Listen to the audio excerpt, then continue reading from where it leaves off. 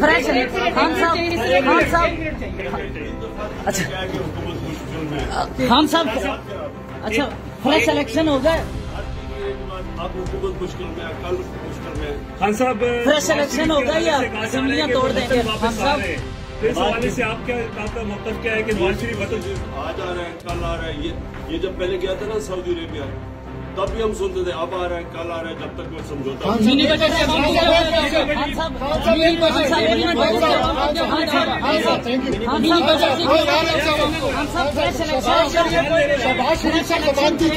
असेंबलियां तोड़ देंगे। Fresh election करवाएंगे या असेंबलियां तोड़ देंगे? मुश्किल शहबाज शरीफ की तकलीफ नहीं होती, उसकी जॉब एप्लीकेशन होती है। मिनी बजट से मजीद खबरों और तफसीलात के लिए विजिट करें हमारी वेबसाइट www.awamiNewsHD.com।